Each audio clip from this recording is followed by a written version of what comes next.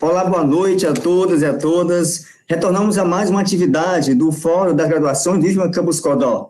Nessa edição de hoje, segundo dia, a gente dá continuidade à primeira rodada de sessão interativa da Sessão Interativa 3, que vai tratar do ensino, formação de professores e práticas pedagógicas. Na sessão de hoje, teremos 8 trabalhos para ser apresentados pelos nossos autores e autoras sob orientação dos professores das diversas áreas. Vamos ter na área da pedagogia, na área da educação, na área da educação inclusiva, na tecnologia educacionais, na educação de jovens e adultos. Vamos também trabalhar com a questão da química, da matemática.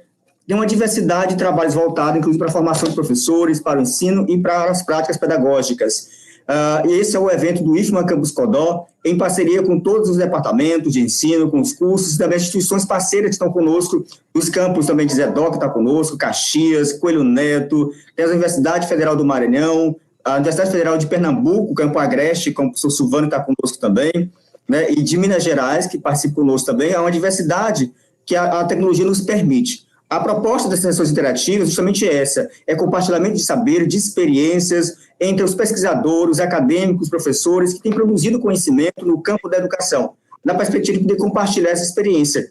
Todos os trabalhos apresentados aqui hoje, todos já foram aprovados, e hoje vai ser um momento de partilha, porque está sendo muito rica essa experiência. Agradecer também nossos professores avaliadores que enriqueceram as discussões, a professora Kézia, que está conosco, em nome dela agradeço todos os professores avaliadores, do comitê científico que compõe a equipe conosco, professora Lidiane Araújo, professora doutora Lidiane, professor mestre Diego Cândido, que está dividindo comigo essa responsabilidade de conduzir esses trabalhos juntamente com os avaliadores. Boa noite, professora Lidiane.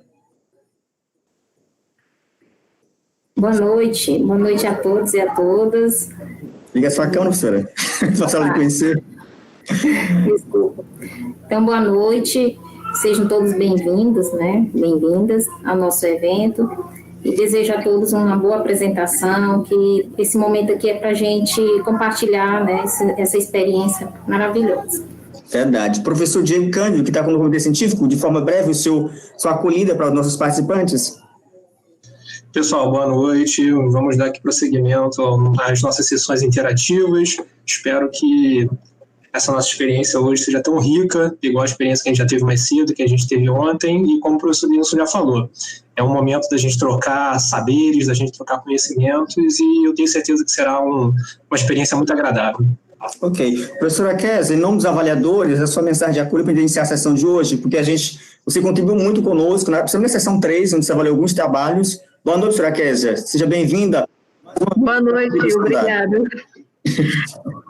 Mais uma vez eu agradeço a oportunidade em participar do evento e na avaliação de alguns trabalhos. Com certeza será uma noite bastante gratificante, com muitos conhecimentos compartilhados, e desde já parabenizo os estudantes que submeteram os trabalhos, que com certeza são trabalhos de grande relevância diante do quadro educacional, né, que a gente vive. Muito obrigada. Ok, nós agradecemos. E aí lembrar que para retomar o trabalho de hoje, a gente vai iniciar justamente como as coisas caminham no caminho que deveria caminhar, né? Porque já disse Thiago de Mello, eu não tenho um caminho novo, o que eu tenho de novo é jeito de caminhar.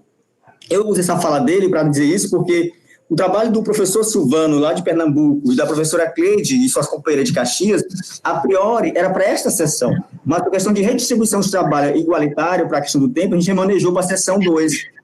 E hoje não foi possível apresentar a sessão 2. E justamente acabou sendo apresentada a sessão 3, quando tem que ser. E é com essa palavra, Silvano, que a gente acolhe, você que é lá da Universidade Federal de Pernambuco, do Campo Agreste, que a gente vai iniciar com um jogo sério. A professora Lidiane vai compartilhar seus slides, para que a gente possa dar início às apresentações. E, na sequência, a gente retoma os trabalhos da sessão de hoje à noite, né? Porque à tarde não foi possível o trabalho do Silvano, nem da professora Cleide, lá de Caxias, do IFMA Caxias. Retomar com jogos sérios na matemática em relação a conceitos facilitando e prática, facilitando o aprendizagem na era digital. Professor mestrando Silvano Pereira Novaes, da Universidade Federal de Pernambuco, Campo Agreste. Professor Silvano, você tem 10 minutos para fazer a sua apresentação. Seja bem-vindo ao trabalho e boa apresentação. Ok, muito obrigado. Todos me ouvem? Só confirmando aí. Sim, professor Silvano, sim. Perfeito. Perfeito. Muito obrigado, professor. Eu sei que meu tempo agora começa a ser contabilizado e eu gostaria de comprometer, de uma certa forma, esses 10 minutos por uma razão extremamente importante, que é o fato de agradecer a oportunidade que vocês estão dando, não só a mim como pesquisador, mas todo o campo científico, né, todo o campo acadêmico, especialmente no momento em que a ciência ela está sendo colocada em xeque e descredibilizada.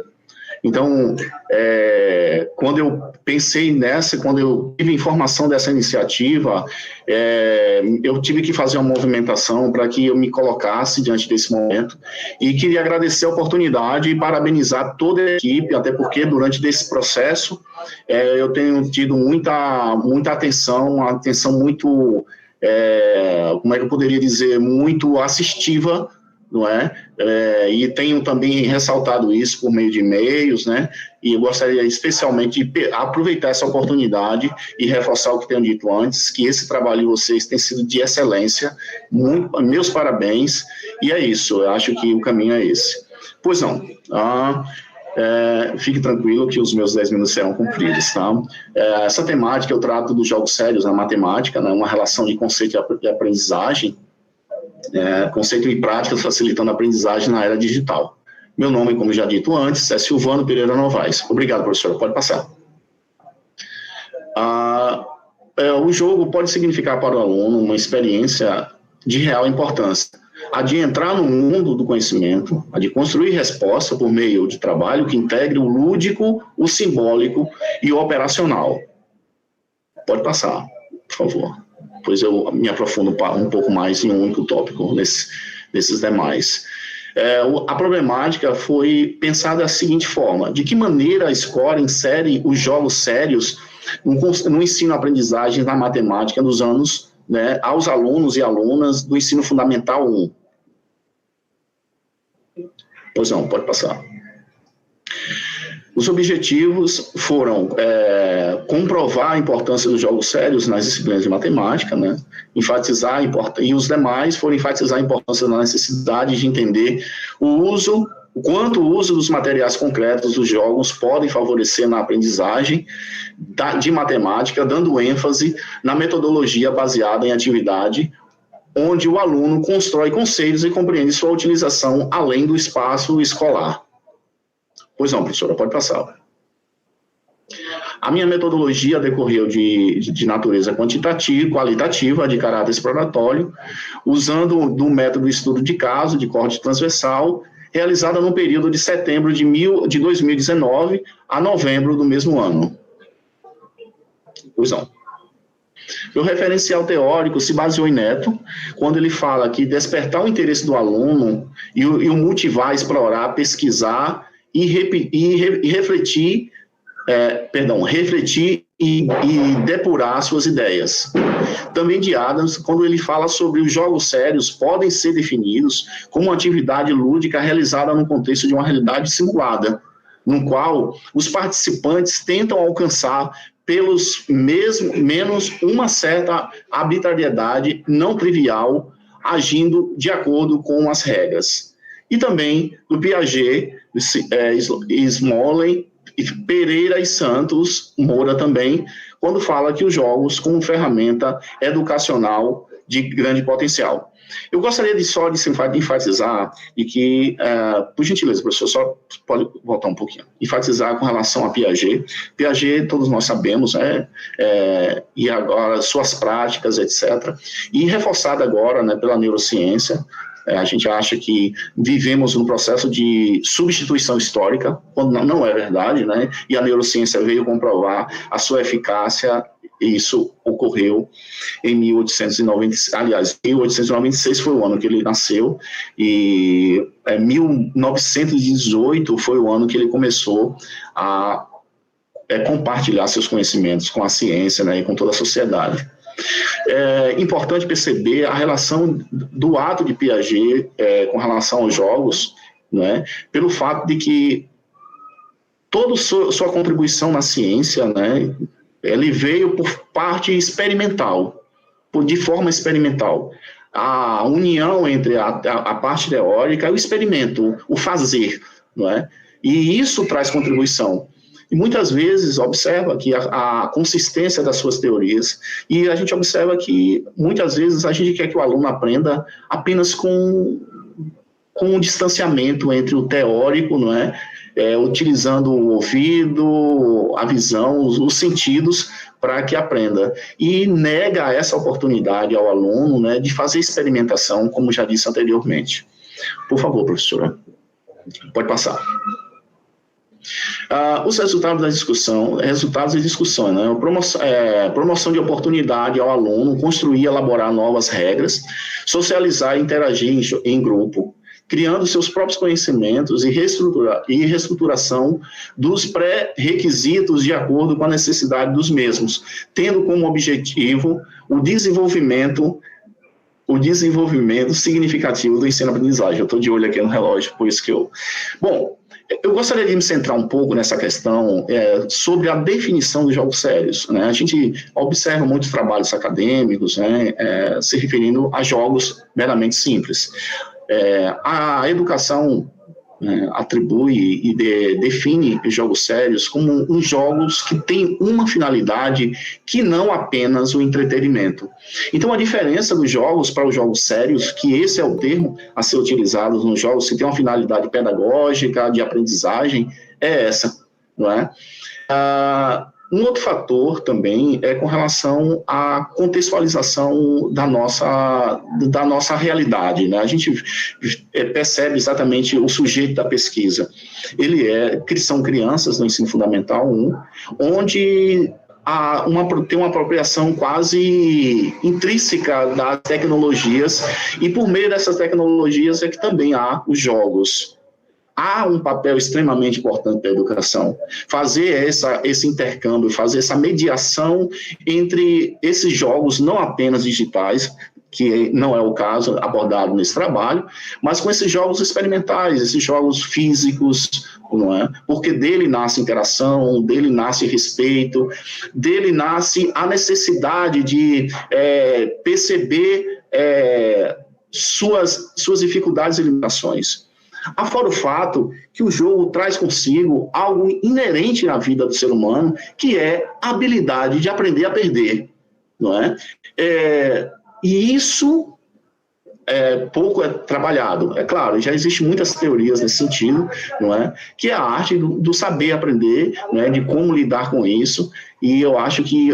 E esse trabalho vem reforçar isso, tá? Esse trabalho, ele é parte de um trabalho como um todo, que engloba não só a tecnologia, não só os jogos lúdicos, físicos, mas também os jogos tecnológicos, não é? E com os mesmos objetivos. Por favor, senhor, pode passar. As considerações finais, ela baseia o seguinte: avaliar e compreender as atividades de modo que o processo envolva o senso coletivo individual, sendo que essa aconteceu de maneira diversificada, com registro de participação e aprendizado. Planejar novos jogos que façam o aluno avançar em suas limitações do conhecimento matemático e auxiliar nos seus agrupamentos, no agrupamento dos alunos de uma forma produtiva, sociável e tolerante. Tá? Então, se percebe que matemática, né, o D'Ambrosio fala, né, como é fazer matemática para não matemáticos. Não é? Eu acho que essa habilidade é que a gente tem que começar a desenvolver no espaço escolar, não é? E pensar de que acaba sendo todo mundo, né, todas as crianças tendo essa habilidade matemática. Afora o fato que pensar também que a matemática ultrapassa esse espaço de mero cálculo de números frios, né? Você observa que, nesse final, eu reforço a ideia da socialização e da tolerância, algo que, infelizmente, para a nossa sociedade, especialmente nesse momento, está sendo colocada também em xeque, como algumas outras conquistas que foram adquiridas ao longo do tempo. Por favor, pode passar. Eu estou sendo um pouco acelerado. É isso. Agradeço. Fiz o cumprimento do horário. Muito obrigado a todos e fico à disposição. Um abraço. Nós agradecemos, Obrigado, professor Silvano. Muito bom o seu trabalho. E aí você acaba compreendendo na sua fala que, de fato, os jogos matemáticos e os outros jogos também educativos, eles acabam propondo essa função primeira, que é a função lúdica, a pedagógica, que é educativa, e a formativa, que forma esses valores. E quando o professor utiliza o jogo não de forma de brincadeira, para passar tempo, mas o uso com a intencionalidade pedagógica, funciona para construir saberes matemáticos das outras áreas e forma. Parabéns pelo trabalho. Vamos agora para a segunda rodada, que é a professora Cleide Coelho e as suas companheiras acadêmicas, Marlene Cardoso da Silva, Maria dos Milagres Farias da Silva, Cleide Coelho do Nascimento e Laurilene Cardoso da Silva Lopes, é orientador do trabalho, que vai tratar sobre a escola como um locus de formação continuada de professores que ensinam matemática nos anos iniciais do ensino fundamental. E após isso, comunico aos nossos participantes, estou com da sessão 3, que iniciaria às 20h30, a gente retoma do trabalho 1, que estava previsto para hoje à noite. A gente está apresentando esses dois trabalhos porque eram da tarde, que não deu tempo, tá? Então, a gente vai compartilhar agora porque os dois trabalhos se encaixam perfeitamente nessa sessão interativa 3, que trata do ensino, formação de professores e prática pedagógica. Professora Cleide, professora Marlene, professora Milagres, vocês têm 10 minutos para a apresentação. Boa noite, pessoal. Boa noite. Nosso trabalho, ele tem como tema a escola como locus de formação continuada de professores que ensinam matemática nos anos iniciais do ensino fundamental. Temos a orientação da professora Laurilene Cardoso da Silva, e quem vos apresenta aqui é Cleide Coelho, né? Temos as colegas também, Marlene Cardoso da Silva e a Maria dos Milagres. Tá? Então, próximo, professor. O ensino de matemática, historicamente, caracteriza-se pela abstração e, ao mesmo tempo, existe a necessidade de compreendê-lo como uma ação humana necessária para o desenvolvimento cognitivo e social. A gente sabe que, ao longo do tempo, muitas discussões acontecem em torno da questão da matemática significativa, né? De ensinar a matemática de forma significativa, contextualizada. E, para isso, a gente precisa rever a questão da formação, né? E muitas discussões, elas têm sido feitas em cima disso, da formação. Né? Próximo, professor. O nosso trabalho tem como objetivo analisar a formação continuada dos professores que ensinam matemática, tendo a escola como uma comunidade de aprendizagem e articulações de saberes. Partindo do problema de como a formação continuada dos professores pode legitimar a escola como uma comunidade de aprendizagem e articulação de saberes. Próximo. A formação continuada dos professores tem proporcionado discussões inerentes ao ensino e aprendizagem dos conteúdos de matemática. Para fundamentar as nossas discussões, nós nos baseamos nas disciplinas de formação de professores e em pesquisa bibliográfica de autores como Nova, Tardif, os PCN de matemática, Pombozinho, e entre outros autores que também tratam da temática de formação, né?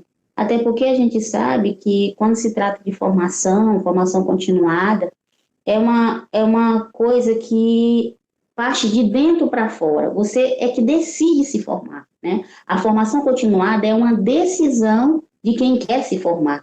No caso, o professor, né? O professor de matemática, aliás, o professor que precisa se formar para trabalhar com a matemática nos anos iniciais, ele precisa estar preparado para isso, até porque a formação dele, na maioria das vezes, é dentro da pedagogia, né? Então, próximo, professor. O nosso trabalho, essa pesquisa foi dividida em 3 etapas. A primeira delas é a formação continuada dos professores que ensinam matemática nos anos iniciais do ensino fundamental, né? Então, nós começamos o seguinte, nessa etapa, onde a gente diz essa formação continuada dos professores que ensinam matemática nos anos iniciais do ensino fundamental, a gente adentra aquele campo de que a maioria das pessoas que estão trabalhando no ensino fundamental nos anos iniciais são professores formados em pedagogia, né?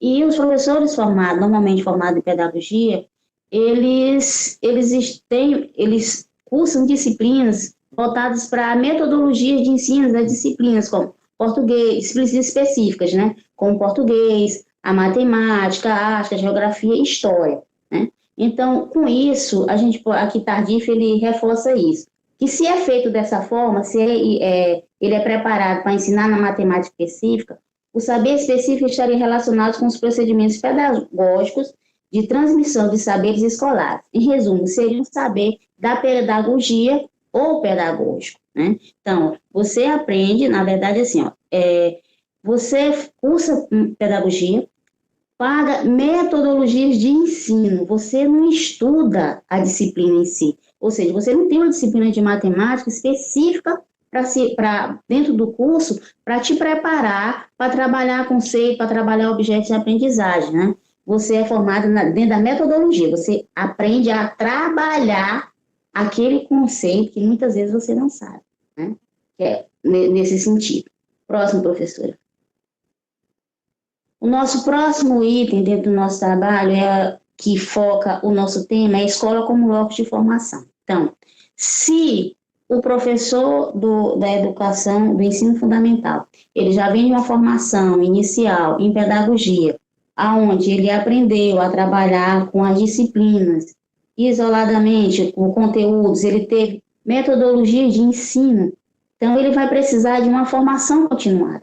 E é importante que essa formação continuada ela seja dentro da escola, seja trabalhada no ambiente escolar, onde ele vai ter a possibilidade de se relacionar com os conceitos, de ver como o aluno aprende, de ver como os colegas trabalham, de ver como o conteúdo pode ser inserido dentro da escola, de repensar a sua prática praticando, né? Então, você aprender fazendo. Eu não me posiciono ao contrário disso, de se aprender fazendo. É até uma coisa boa quando você tem a oportunidade de aplicar aquilo que você aprendeu dentro dos seus conhecimentos e aprendendo com isso. Então, nessa perspectiva, dentro da escola como local de formação, Gardau ele diz o seguinte: a construção dos caminhos para a formação de professores precisa ser repensada, e esse repensar começa do local da formação. Para a autora, deve ter como locus a escola, e como referência o reconhecimento e a valorização do saber docente, é o saber da experiência e saberes curriculares. Então, ele traz da sua educação, da sua formação inicial, né, para dentro da escola, e esse saber que ele traz de dentro da formação inicial, ele vai ser transformado dentro da sua formação continuada na escola, com o espaço da escola. Próximo, professora. O nosso terceiro item da nossa pesquisa são as orientações para o ensino da matemática nos anos iniciais do ensino fundamental, né? Do ensino fundamental. Então, assim, a gente sabe que os PCNs, e hoje a gente está vivendo a questão da BNCC, né? A BNCC, agora que trouxe as novidades dentro do ensino e veio trabalhando com a questão de habilidades, a questão de você trabalhar com os conceitos, as habilidades e tudo isso. Mas anteriormente nós tínhamos baseado com os PCNs, né? Os PCNs, eles é que orientavam o ensino, né? O ensino da matemática no ensino fundamental. E hoje a gente tem que se basear, já atualizando, né? A gente tem que se basear na BNCC. Então, de acordo com os PCNs de matemática de 98, o processo formativo inicial e contínuo dos professores que ensinam matemática constitui-se parte dos problemas existentes no ensino de matemática. Então, como é que, às vezes a gente se pergunta, como ensinar aquilo que a gente não sabe? Né? Então, como ensinar o que não sabe? Então, antes de você pensar na questão do ensino, na questão da aprendizagem, você, enquanto professor, você precisa aprender. É necessário que você saiba o que você vai ensinar. Então, é necessário que você conheça esse objeto de aprendizagem para que você possa transformar esse objeto de aprendizagem de uma forma que você possa repassar para seu aluno e vá acontecer um processo de ensino e uma aprendizagem do seu aluno. Próximo, professor.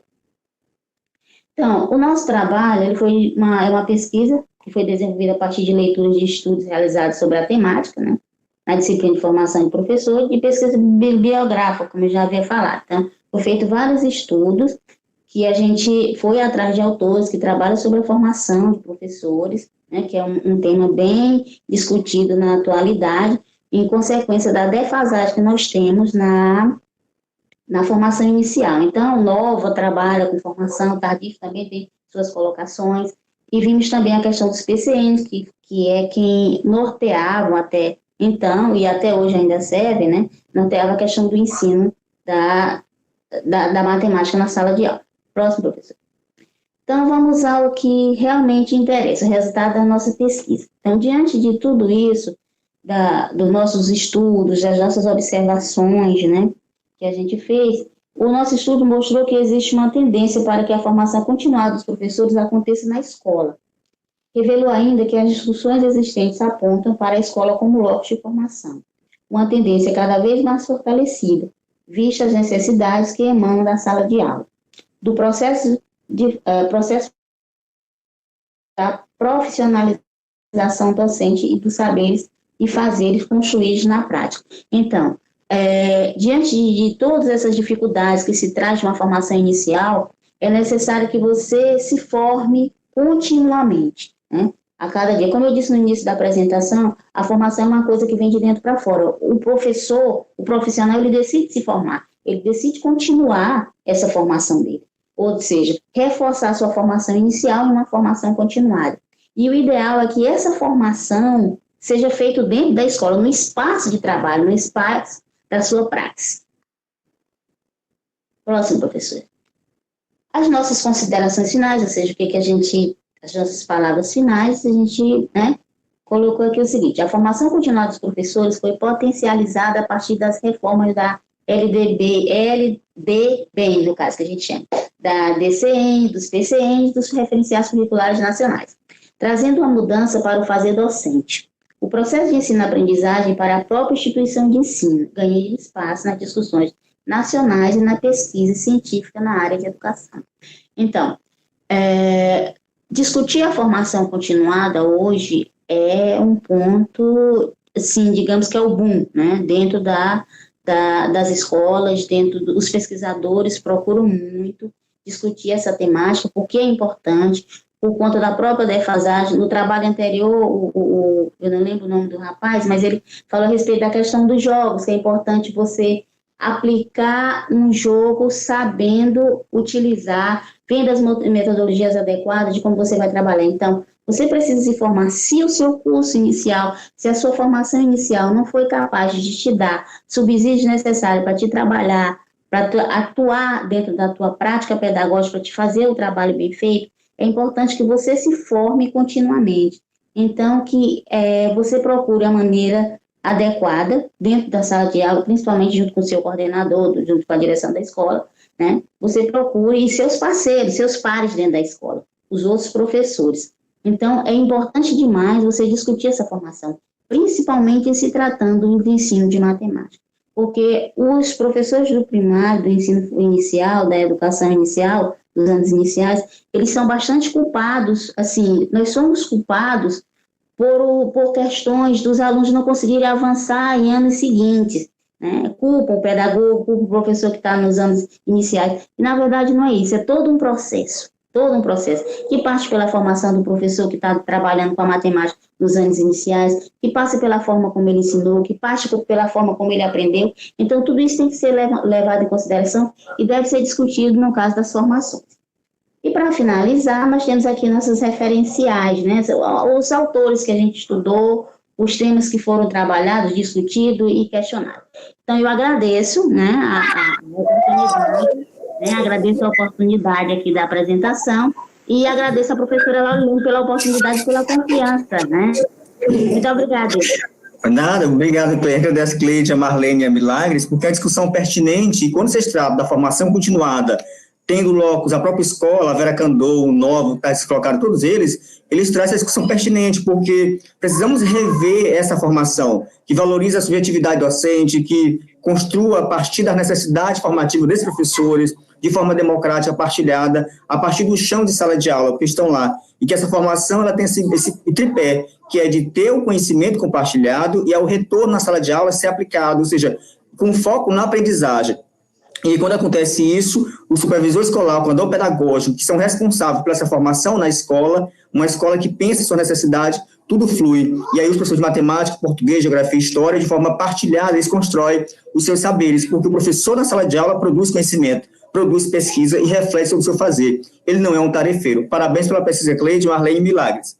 E agora sim, continuando ainda nesse trabalho orientado pela Amaral Lilene, a gente vai tratar muito do pedagogo, porque vocês disseram aí, o professor de matemática, iniciais, é o pedagogo. E agora vamos ver como é que esse pedagogo ele é formado, que é a formação dos pedagogos e as diretrizes curriculares do curso de pedagogia. É um trabalho construído pelas acadêmicas Marlene Cardoso da Silva, Michele Cardoso da Silva e também pela professora Cleide Coelho do Nascimento, tendo como orientação a professora mestre Laurilene Cardoso. A Marlene tem 10 minutos para apresentar. Boa noite, Marlene. Boa noite, Denilson. Na verdade, eu vou apresentar, viu? Aí eu vou usar bem aqui o computador dela, porque fica melhor para mim, tá bom? Perfeito, Laurilene. É sempre uma honra ouvi-la. É uma referência na formação de professores. Boa noite, Laurilene. Boa noite. Tá ligado os dois. Desliga um, Laurilene, porque tem os dois ligados. Pronto, agora deu certo. Perfeito. Acontece. Então, obrigada aí pelas considerações. Então, esse trabalho, a formação dos pedagogos e as diretrizes curriculares do curso de pedagogia, ele surgiu, na verdade, porque para saber como é que se dá esse processo de construção desse perfil desse pedagogo, né? E a gente saber que existem as normativas que vão regulamentar esse processo, né? Não é à toa. O MEC, ele disponibiliza os pareceres, as normas, e aí, baseado nelas, as universidades vão trabalhar nesse processo. Pode passar, por favor. Então, nós temos como introdução, não vou ler os slides para não me alongar muito, mas, assim, a década de 90, ela é conhecida como a década da educação, né? Porque foi a década que foi reformulada a nossa LDB. E aí ela vem tratando desses profissionais, que são os profissionais pedagogos, que vão estar lá na educação infantil, e a partir dela que ela vai determinar que só os pedagogos vão atuar da educação infantil ao ensino fundamental de 1º ao 5º ano. E quem são essas pessoas? Qual é o perfil dela? Então, ele trata que o curso de pedagogia teve uma mudança bastante significativa, né? Porque reduzir a sua atuação para a educação infantil e séries iniciais do ensino fundamental, houve ainda regulamentação da formação continuada, como a colega apresentou anteriormente, essa necessidade que existe não só do pessoal da pedagogia, né, que estão na educação infantil e ensino fundamental, mas acredito que todo bom professor e profissional deve ter esse cuidado com a sua seu processo formativo, com a sua formação continuada, porque os saberes mudam, os tempos mudam e a gente precisa se adequar às novas realidades. Pode passar. Então, nós temos aí a pretensão, né, de discutir as diretrizes curriculares nacionais, que é a direção para o curso de pedagogia, onde ela procura identificar e compreender as mudanças ocorridas quanto à normatização do curso de pedagogia, a formação inicial e continuada a partir da LDB 9394/96, para ver como é que fica o perfil desse pedagogo. Então, pergunta, né, problema, o que mudou quanto à normatização do curso de pedagogia com essas novas diretrizes? Pode passar.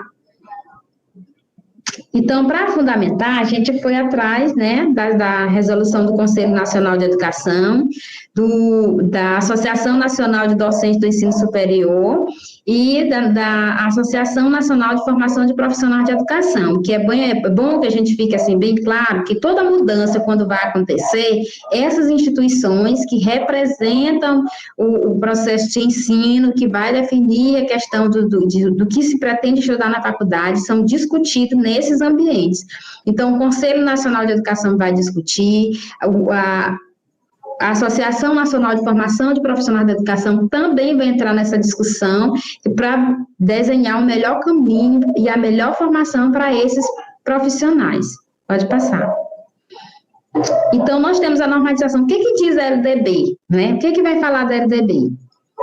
Primeiro, né, ela saiu de uma política, a gente sabe que a nossa política, a LDB foi um ganho muito grande para a educação no Brasil, porém, ela tem algumas falhas, algumas ressalvas, né?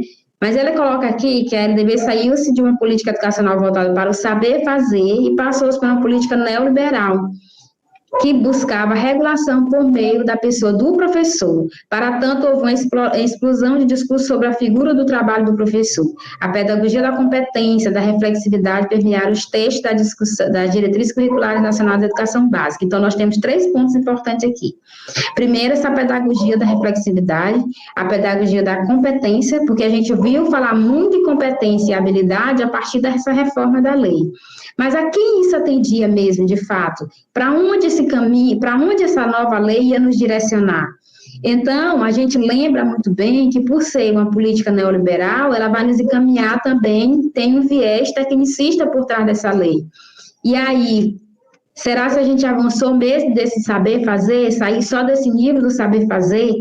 E também não se buscou a reflexividade, como a gente viu, Donald Trump vem trazer essa proposição, e a primeira pessoa que vai discutir essa proposição de reflexividade, de reflexão-ação dentro do trabalho, pensar o seu trabalho, refletir sobre aquilo que você faz. E aí, a LDB traz essa discussão, mas é bom a gente lembrar que, apesar da lei ser assim, toda a política educacional, ela atende a um viés, atende a alguém, a algo e a alguém. Então, esse viés neoliberal é uma política de Estado mínimo que não favorece tanto o professor. Então, nós tivemos ganho, mas nós também tivemos algumas perdas, né? Pode passar. Então, a formação continuada dos profissionais da educação básica, como fica? Ela ficou regulamentada pela esse parecer do Conselho Nacional de Educação, número 1, de 15 de maio de 2006, no artigo 2, e ela vai definir as diretrizes do curso de pedagogia, e nele está estabelecido no parágrafo 2, o curso de pedagogia por meio de estudos teóricos, práticos, investigação e reflexão crítica, que propiciará, primeiro, o planejamento, execução e avaliação e atividades educativas. Segundo, a aplicação ao campo da educação de contribuições entre outras de conhecimento como filosófico, histórico, antropológico, o ambiente ecológico, psicológico, linguístico, sociológico, o político, o econômico e o cultural. Então, aqui, nesse segundo tópico que eu acabei de ler, ele vai falar o seguinte: quem são esse conhecimento filosófico, esse histórico? Então, na grade curricular do curso de pedagogia hoje, a gente vê o histórico, a gente volta para estudar a história da educação, né? A gente volta para discutir a filosofia em tempos mais grandes, né? A carga horária maior, ou então divididas em duas disciplinas. A gente vê a preocupação também da gente reconhecer essa história do passado, para não culpabilizar, ou não para a gente se identificar que isso é um processo, que tudo que está acontecendo é um processo histórico, e por ser um processo histórico nós estamos envolvidos, e compreender o que nós estamos vivendo, principalmente nos dias de hoje. Então, ele abre a grade também para discutir mais sobre a psicologia, sobre o processo de aprendizagem, como esse aluno aprende. Ele vem acrescentando não mais só a língua portuguesa, mas também a alfabetização e letramento, que deve ser trabalhado no curso de pedagogia. Afinal de contas, nós vamos alfabetizar alunos, né? A sociologia, porque nós precisamos entender como foi construído esse processo de formar os professores, e aí nós temos que entender um pouquinho da sociologia também, e nos ver nesse contexto político e econômico, e também cultural. E aqui, esse cultural, a gente fala das demandas porque a gente lembra que o currículo é uma prática cultural. Não só uma prática, porque a gente pega um viés da cultura, uma manifestação cultural e traz para a escola, mas porque todas as construções realizadas na escola, ele é um processo cultural, que é um viés da cultura escolar. Pode passar. Então, para atender toda essa demanda, né, qual é o perfil desse pedagogo? Então, a diretriz curricular do curso de pedagogia foram os resultados das discussões realizadas pelas instituições, como eu já falei, que representam esses profissionais do campo educacional. A partir das discussões realizadas por essas representações, foi definido o perfil do profissional a ser formado nos cursos de pedagogia com seus respectivos conceitos que subsidiarão a sua formação. Pode passar. E aí nós temos aqui a metodologia, que foi uma pesquisa bibliográfica, baseada nas leis, nos pareceres, e também a gente puxou um pouquinho de Nova, porque Nova vai falar um pouquinho dessa questão desse processo formativo. Tardif retoma a questão dos saberes, quem vai discutir a questão dos saberes que devem ser construídos, né? Dentre outros pareceres, como a própria LDB, que foi utilizada também, né? Pode passar. E aqui os resultados de discussões, né, que a LDB, né, que é de 93/94/96, proporcionou mudanças no curso de pedagogia, tanto na formação inicial quanto na formação continuada. O curso de pedagogia foi o mais atingido com essas mudanças. Procuramos evidenciar as mudanças ocorridas quanto à normatização do curso de pedagogia, a formação inicial, a formação continuada a partir da LDB 93/94/96, e o perfil dos profissionais da pedagogia. Então, aqui, como o profissional da pedagogia, ele pega agora da educação infantil ao ensino fundamental, de 1º ao 5º ano, então antes a gente via, como disse a colega agora há pouco, as metodologias. Hoje a gente também estuda a base teórica que vai dar sustentação a essas metodologias, que é um ganho. Porque a gente não estuda só a língua portuguesa, mas a gente estuda a alfabetização e o letramento, os processos de aprendizagem da leitura e da escrita, como é que isso se dá para essas crianças que vão adentrar o ensino fundamental. Como acontece a aprendizagem na educação infantil, que não é mais, a educação infantil não é mais responsável por alfabetizar a criança, muito pelo contrário, ela tem outro viés que não vai fugir também, mas que vai colaborar com a continuidade desse estudo. Então, o professor pedagogo, o campo de atuação dele ampliou muito, a partir da discussão dessa lei, né? A partir desse entendimento de que havia necessidade de estudar outras coisas e de se ampliar essa formação por meio do estudo. Pode passar.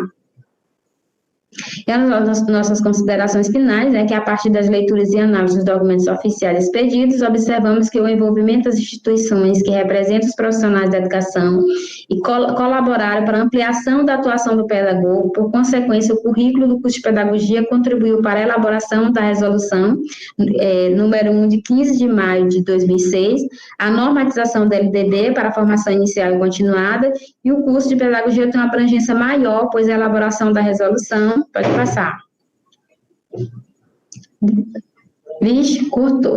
E aí nós temos nessas referências. Essa elaboração da resolução, porque houve as discussões, houve as decisões em plenária, e elas foram levadas para discussões na formação da lei. Então, a partir disso, dessas discussões que foi em meio aos professores, foram redefinidas as diretrizes desse curso. Então, atendendo a demanda solicitada pelos representantes dos professores que estavam nessas instituições. Então, foi uma discussão democrática, né, que contribuiu e muito para a formação desse futuro profissional. Obrigada e até mais. Ok, nós agradecemos, professora Laurilene, muito boa discussão, porque essas mudanças, não, de modo de quando se trata da formação do professor, não se trata apenas do pedagogo, mas essas mudanças acabaram impactando também as outras licenciaturas, porque, como diz a Maria do Perpétuo Araújo lá no chat no YouTube, no nosso canal Acompanhando a Apresentação, ela disse, olha, a formação continuada é muito importante, que deve levar muito a sério. E sim, Maria do Perpétuo, deve levar a sério. E o trabalho da professora Laurilene com a Marlene, a Michelle e a Cleide evidenciaram isso, porque a formação continuada em serviços professores, ela é uma necessidade pessoal, é uma necessidade profissional e uma necessidade acadêmica, que agora ela nasce, ela emerge a partir da necessidade do professor, que ele sente isso, e no diálogo com seus pares, com o quadro pedagógico supervisor, busca intervenções formativas no próprio âmbito escolar para superar e junto construir uma prática pedagógica que possibilite não só fazer um bom trabalho enquanto docente, mas garantir o direito de aprender de todos os seus alunos em sala de aula, buscando a qualidade de fato. Obrigado, pessoal, por essas apresentações, e agora a gente vai passar a continuidade do nosso trabalho para falar da educação de jovens e adultos. Se enquanto os pedagogos têm alguma dificuldade na sua formação, vamos ver isso também que acontece na perspectiva da educação de jovens e adultos. É bom lembrar que o trabalho 1 e 2, apresentado agora há pouco, pela Claudilene e a professora Laurilene, são do curso de pedagogia e do curso de formação continuada do IFMA Campus Caxias. Né? E agora, continuando em Caxias ainda, a gente vai trabalhar com a educação de jovens e adultos no curso de pedagogia e educação profissional e tecnológica, que é o trabalho Reflexões sobre o processo de avaliação, um estudo sobre o uso do portfólio como ferramenta de ensino na educação de jovens e adultos. É um trabalho produzido pelas acadêmicas Islaine Silva de Souza, Marcele Souza da Silva, Wellington Carvalho de Areda Leão, sob a orientação do professor Dr. João da Paixão Soares, do IFMA Campus Caxias. Vocês têm 10 minutos para que eu trabalhe vocês. Boa sorte. Boa noite. Eu gostaria de iniciar parabenizando, né, aos mediadores, aos coordenadores, por esse evento tão significativo, na pessoa do professor Denilson, né, do meu querido professor Denilson, ao qual eu tenho um grande apreço. É muito bom estar aqui participando com vocês. Bom, o tema do nosso trabalho, reflexões sobre o processo de avaliação, um estudo sobre o uso do portfólio como ferramenta de ensino na EJA, como já foi falado dos meus colegas Islane e Wellington, sobre a orientação do professor João da Paixão. Somos acadêmicos do curso de Pedagogia PT do IFMA Campus Caxias. Bom, pode passar, meu amor. Porque o que nós buscamos, né, com essa temática é propor o uso do portfólio como ferramenta de ensino na EJA e assim apresentar reflexões sobre o seu uso no processo de avaliação. Próximo. Pode passar mais um, por favor? Obrigada. Nossa problemática. Até que ponto essa ferramenta didática funciona como instrumento eficiente de avaliação em alunos da EJA? Público-alvo, alunos da segunda e terceira etapas do ensino fundamental do SEJA, Francisco César de Araújo, Escola da Rede Estadual de Ensino de Teresina, Piauí. Bom, na educação, o portfólio ele tem se tornado um instrumento de avaliação, né? Onde ele dá visibilidade ao conhecimento aprendido e ele dá oportunidade de reflexão, tanto por parte dos alunos quanto do professor. E também é perceptível, através do uso do portfólio em sala de aula, o desenvolvimento do aluno. Vilas Boas, ele conceitua o portfólio como uma coleção de produções que apresenta evidências do aprendizado. Ou seja, o uso do portfólio, ele surge aqui como um instrumento metodológico, mas também como um instrumento de autoavaliação. No seu processo de avaliação, o professor ele deve sempre fazer uso de uma visão holística, né? Ele não pode fazer, sem fazer classificações, ele precisa sempre buscar práticas que inovem e sejam adequadas à realidade desse aluno, do seu aluno. Próximo, meu amor, por favor. Os nossos objetivos. Nosso objetivo geral. Apresentar reflexões sobre o processo de avaliação mediada pelo uso do portfólio em sala de aula da EJA. Nossos objetivos específicos. Definir as formas de avaliar o aluno na EJA. Construir uma perspectiva de autoavaliação da aprendizagem por meio do uso do portfólio, propor o portfólio como recurso didático reflexivo em via de mão dupla, na visão docente e discente.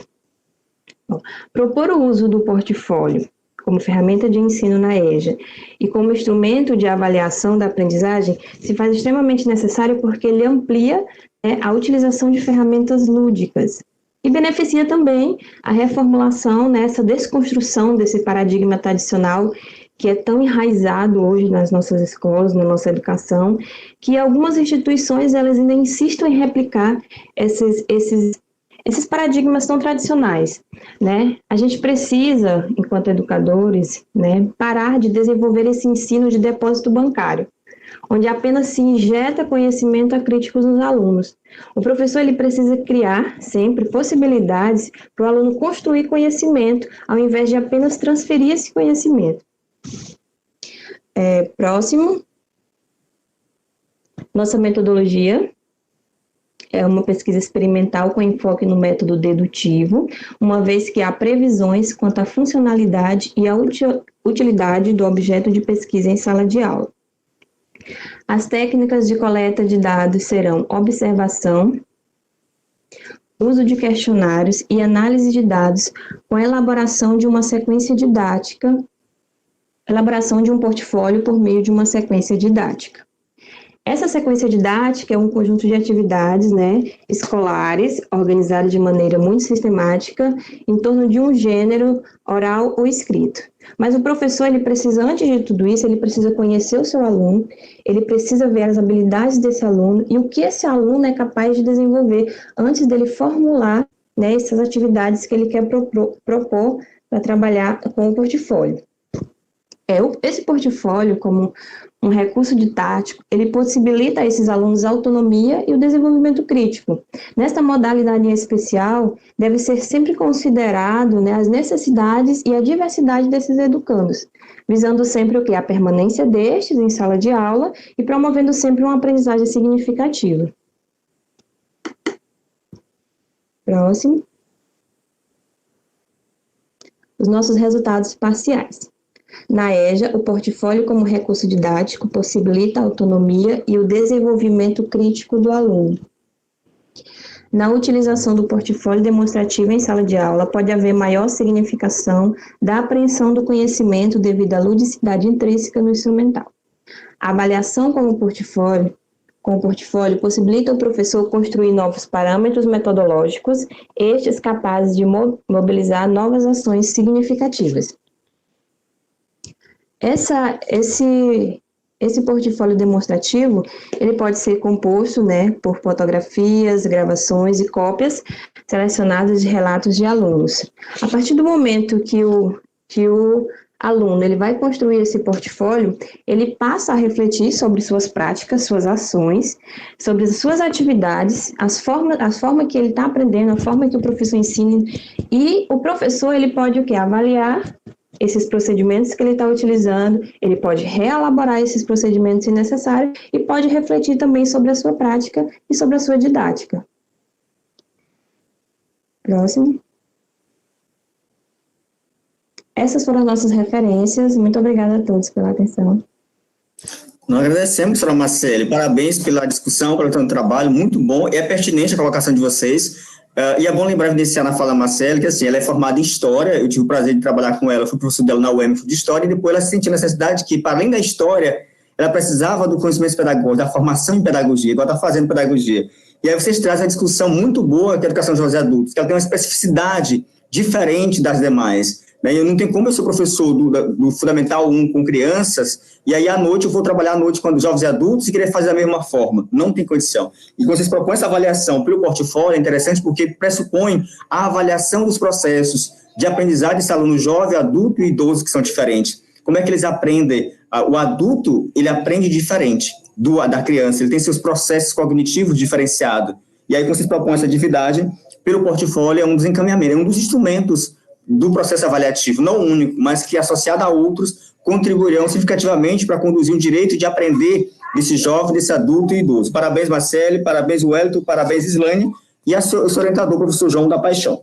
Vamos agora dar uma volta de Caxias, vamos para o IFMA do campus Zedoca, e vai estar agora no eixo da tecnologia educacionais. Vamos trabalhar com o WhatsApp como ferramenta pedagógica, percepções de discentes quanto ao uso do aplicativo no contexto acadêmico. É a produção dos acadêmicos Ismael de Assunção Rodrigues, também do Edson Araújo de Oliveira, sob a orientação do professor Márcio Moura, né, o professor Márcio lá de Zedoca. Muito bom o trabalho deles. Vamos lá, você tem 10 minutos, o Edson ou é o Ismael? Serei eu, Ismael. Pronto. Boa apresentação, Ismael. Obrigado.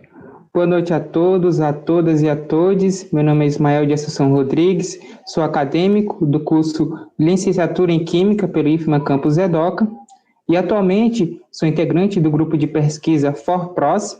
Primeiramente, eu gostaria de agradecer pela oportunidade ao professor Denilson, à banca avaliadora, ao evento ForGrade, ao Campus Codó. Este trabalho, cujo título é o WhatsApp como ferramenta pedagógica, percepções de discentes quanto ao uso do app no contexto acadêmico, ele é um recorte de uma pesquisa mais ampla, vinculado ao edital interno PIP, Programa de Iniciação à Pesquisa, tendo como período de vigência 4 meses. Devido também à autoria com o discente Edson e também com o nosso querido orientador, o professor Márcio. Pode passar. Pode passar.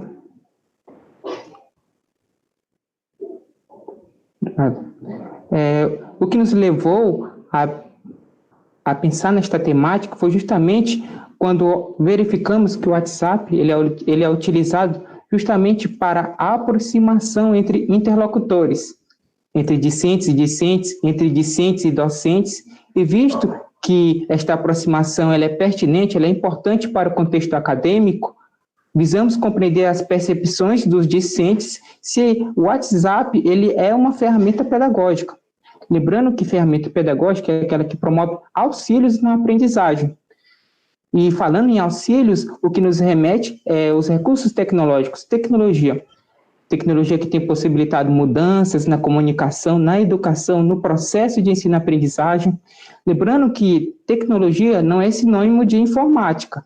Informática é apenas uma extensão de tecnologia, pois tecnologia é aquilo que transformamos com o objetivo de nos favorecer, enquanto informática é um conjunto de ciências relacionadas à transmissão, ao armazenamento, ao compartilhamento de informações nas mídias digitais, nos meios digitais. E falando em mídias e em meios digitais, pensamos no WhatsApp, um aplicativo que surgiu em 2014, marcando o início de uma comunicação mais versátil, justamente pelas disposições, pelas funções que a ferramenta possui.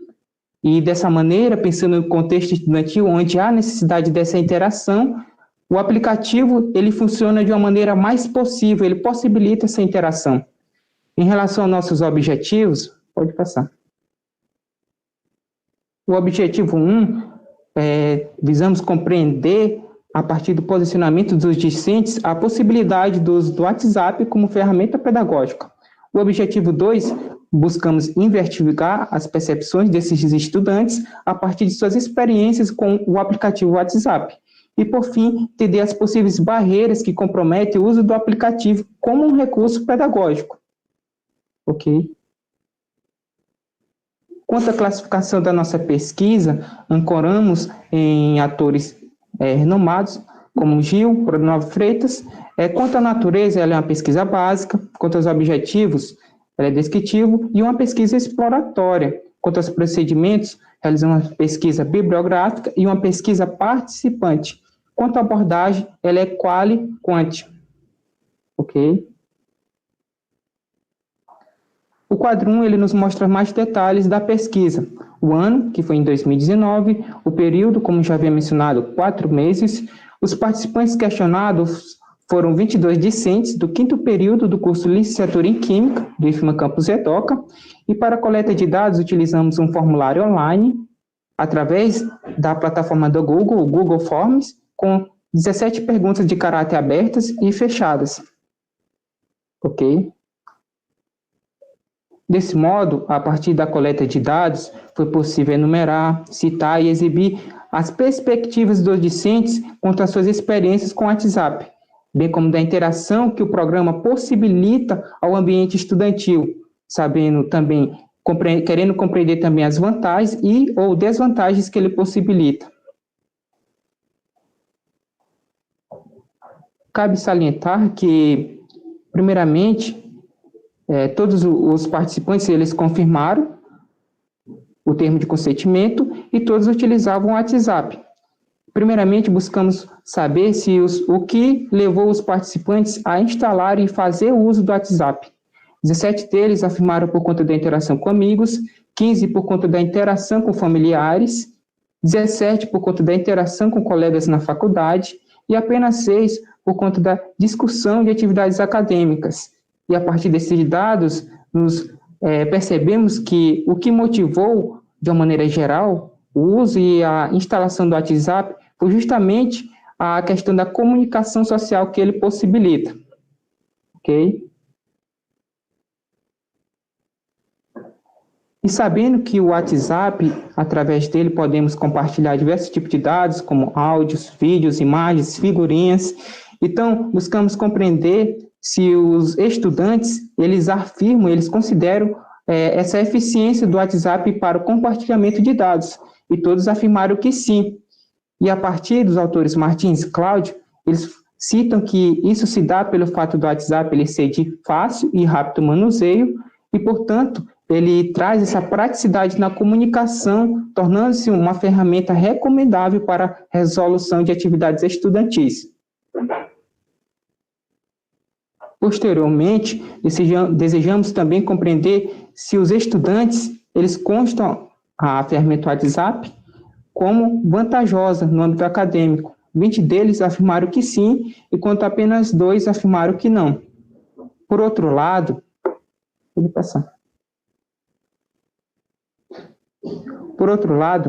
buscamos também constar se os participantes eles tinham o WhatsApp como uma ferramenta desvantajosa. 13 participantes afirmaram que não, enquanto 9 participantes afirmaram que sim. E a partir das justificativas desses 9 participantes, elas estiveram relacionadas a um fator, que foi o acesso à internet. Lembrando que, quando estamos acessando a internet, ela nos dá diversas possibilidades. Mas, em contrapartida, conforme os autores Silva e Rocha, o que garante esta eficiência do WhatsApp como ferramenta pedagógica é justamente quando utilizamos ela para fins didático-pedagógicos. Ok? Também, através de um questionamento, a questão 12, buscamos saber se os participantes, se eles afirmavam o aproveitamento da ferramenta em relação à comunicação, em relação à interação, e como enumeramos todos os participantes, de 1 a 22, que é o total, o participante 7, ele relatou que sim, boa parte dos professores pedem aos líderes de turma para compartilharem arquivos ou informações referentes às suas aulas. Isto é, o WhatsApp, como ferramenta pedagógica, ele não é eficiente somente a nós discentes, mas também aos professores. Ok? E também buscamos saber em relação ao posicionamento geral dos discentes.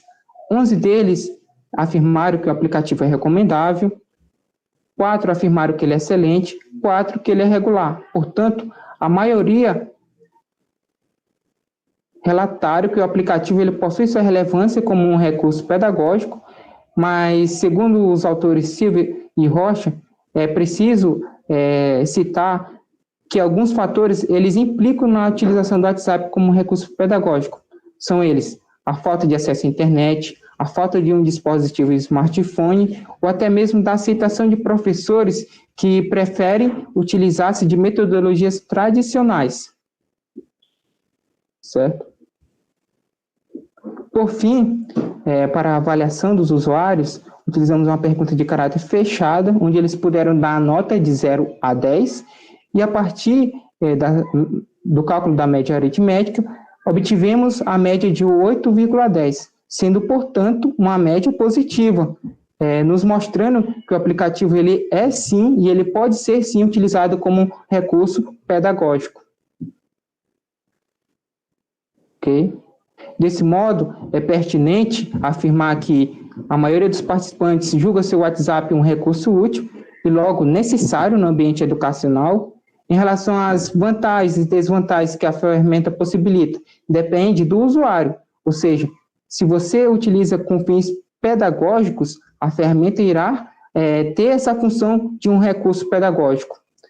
É claro que também a interação entre discentes e docentes, ela torna-se mais efetiva, logo contribuindo no processo de ensino-aprendizagem. Ok? Pode passar. Essas são as nossas referências. Pode passar. Pode passar. Muito obrigado.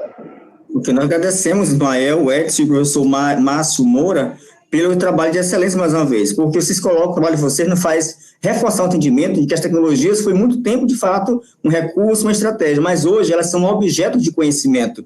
E cabe ao professor, no tocante ao WhatsApp, que é o objeto de trabalho de vocês, orientar os alunos a utilizar pedagogicamente as ferramentas. E aí dá muito certo. Falta a gente orientar com intencionalidade pedagógica os alunos a construir conhecimentos a partir das ferramentas. Porque todo tipo de ferramenta são favoráveis ao processo de aprendizagem. Depende da maneira que é utilizado. Se a maneira errada, vai penalizar, vai prejudicar. Então, depende disso. Então, eu contribuo de fato, porque nós temos uma briga muito enorme de cancelar, de brigar, de reter os aparelhos celulares na sala de aula. Pelo contrário, nós temos que estimular de forma pedagógica o uso desses aplicativos que têm ferramentas que favorecem não só a química, a matemática, o português. Parabéns a vocês. Queria lembrar que lá no chat, a gente vai abrir daqui a pouco o espaço. Nós temos ainda 3 trabalhos para ser apresentado, da Renata, do Silvano, do Oséias. E, na sequência, vai abrir o debate, porque lá já tem duas perguntas, questionamentos, tem elogio para vocês. Lá eu estou acompanhando, tem elogiado o trabalho de vocês desde o primeiro trabalho até agora, estou colocando que isso é uma apresentação de excelência, pela abordagem, pela discussão. Já tem questionamento lá perguntando se formação continuada é a mesma coisa que de encontro pedagógico, já está perguntando como se faz formação continuada, está se perguntando qual é a melhor maneira de investir na formação do professor para garantir um trabalho de qualidade com foco na aprendizagem. Daqui a pouco essas perguntas e outras serão respondidas, porque agora a gente vai entrar no tema da pandemia, naquele tema que inquieta hoje, que é o trabalho da Ada Renata Carol de Pontes, da Faculdade Alfa de Recife, Pernambuco, juntamente com o professor mestrando Silvano Pereira Novaes, que orientou esse trabalho da Universidade Federal de Pernambuco, que vai tratar sobre a desigualdade social e seus reflexos na educação pública em tempos do Covid-19. É uma discussão pertinente. Ada Renata, boa noite para você. Você tem 10 minutos para apresentar. Boa noite. Boa noite, olá, tudo bom? Eu sou a Ada Carol. Primeiramente, quero agradecer, a oportunidade de estarmos aqui conversando um pouquinho sobre o nosso trabalho. E sou do município de Pernambuco, tá? E o nosso trabalho é sobre a desigualdade social e seus reflexos na educação pública em tempos de pandemia do Covid-19, tá? E eu tive como orientador o professor Silvano Pereira Novaes, que há pouco falou com vocês, ok? Pronto. O nosso trabalho discute a inserção da escola pública em bairros de altíssima vulnerabilidade social e permitiu a elaboração de algumas questões sobre a relação entre a educação e desigualdade social, Nós começamos a pensar nesse contexto, ok? Então, com a reflexão, surgiu essa problematização de qual a relação entre a pobreza e a educação, e quais as suas implicações na aprendizagem escolar, meio à pandemia causada pela Covid-19, Então, começamos a pensar nessa questão da pandemia, da estarem no lar, como seria essa convivência, E aí tem muito a ver com o contexto do nosso trabalho, ok? Como objetivo, a gente tem o de refletir o papel social da escola, para além dos muros que a cercam no período de isolamento social decorrente da pandemia, e reforçar a concepção de que a educação tem uma dimensão maior que a entrega de conteúdo, reforçar o papel humanizador da escola e encontrar estratégias de continuar trabalhando valores universais, como direitos humanos, empatia, solidariedade, nesse contexto de distanciamento social. Então, a gente vê aí o que falei anteriormente, da questão da pandemia, quando os alunos, eles saem desse muro da escola, eles vão para casa, e a escola, como fica na situação de exercer esses valores, exercer esse papel na vida do aluno, ok? A metodologia foi mediante a abordagem qualitativa, exploratória, aplicando o procedimento de estudo de caso e pesquisa de campo. Ok? Nós fomos beber na fonte, fomos buscar algumas referências, e delas foi Arroio, quando ele diz que a escola não tem assumido o seu papel de proporcionar o pleno conhecimento da realidade, inclusive da condição social de seus alunos. E Iosif também diz que o tratamento dado à educação dos pobres deixou um legado que pode ser visto nos dias de hoje, nos baixos índices de aprendizagem escolar dos alunos em condição de pobreza, como também a Cis Ferreira e a Nolas, que fala que a educação se faz indispensável para a ruptura do círculo da pobreza. Então, nesse contexto aí, a gente já vai contemplando muito do que a gente pensou, do que a gente refletiu sobre o que vem vendo, o que a gente assiste, o que a gente contempla no nosso cotidiano escolar, E aí a gente tem mesmo essa situação de que o aluno, para aprender, os baixos índices de aprendizagem estão muito atrelados a essa condição. Não é uma coisa generalizada, mas faz a diferença, sim. E isso já vem sendo, isso já está sendo pensado, isso já está sendo falado por esses autores, Alguém já percebeu isso, e a gente vem aqui só para enfatizar e para pensar mais sobre o assunto, tá? Ok? Então, quanto mais o estudante for reconhecido e respeitado por suas especificidades e individualidade dentro de uma construção de identidade social, com relevância a aspectos de moradia, família, localização geográfica, econômica, ele é capaz de aprender e se desenvolver como cidadão. Então, com essa fala, eu gostaria de fazer o relato, né, do fator motivador desse trabalho, que é uma situação vivida por uma aluna da nossa escola, certo? Lá da nossa comunidade, de uma comunidade vulnerável, né, de vulnerabilidade, e ela, no 5º ano, não estava alfabetizada, e aí nós fomos encontrando, vendo que havia muitas faltas, né, e aí fomos nos aprofundando na situação da criança, da realidade dela. E vimos que, começamos a ver que essas faltas, elas eram bem no período coincidiam com o período das chuvas no município, na comunidade, né?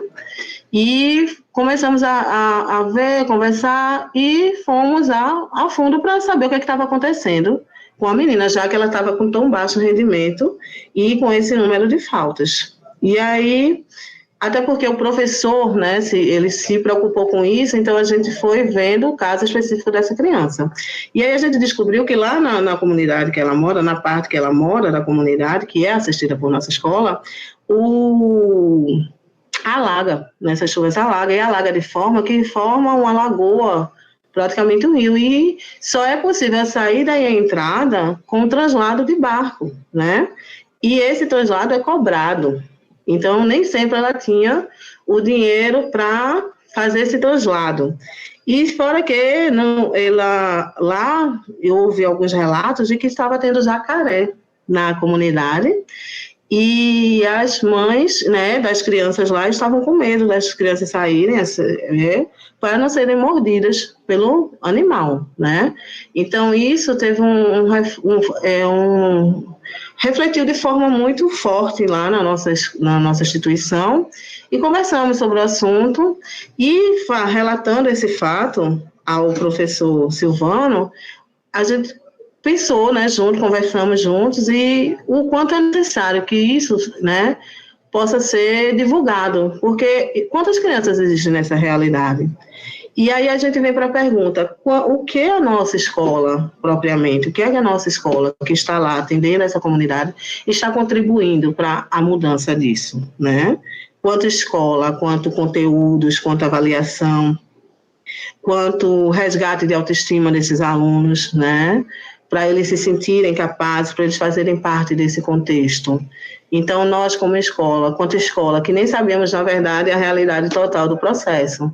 Então, é o que leva a pensar. E aí você vem para um fórum e coloca essa situação e coloca esses temas, é uma forma de você fazer que o mundo conheça essas realidades e que a gente possa pensar juntos, nós que estamos interessados em fazer o melhor, em melhorar as condições, em fazer com que a educação aconteça de forma qualitativa.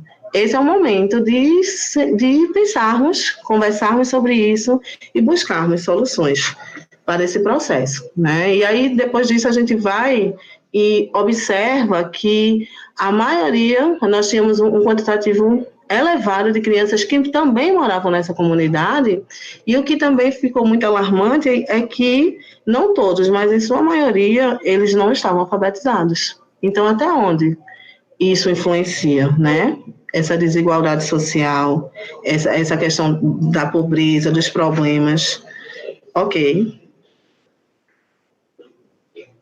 A nossa escola precisa apresentar alternativas de compreensão do território onde é situada, geograficamente, incorporar realidades dos seus estudantes e inseri-las em suas práticas pedagógicas.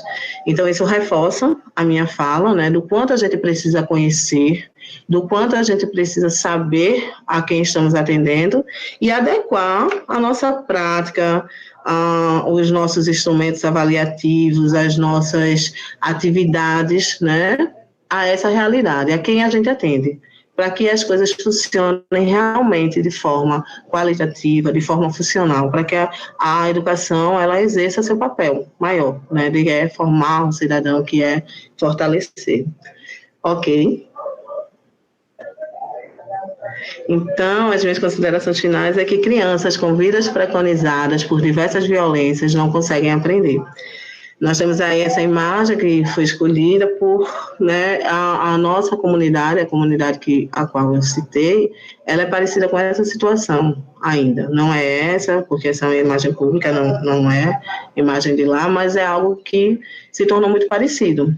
Então, a gente pensa ao seguinte, a gente chega à seguinte conclusão, de que as crianças que estão nessa situação, né, que elas estão vulneráveis, exploradas, né, espancadas, com fome ou com tantos problemas, como ela vai simplesmente para a escola aprender a ler? Como é que isso vai fazer sentido para ela?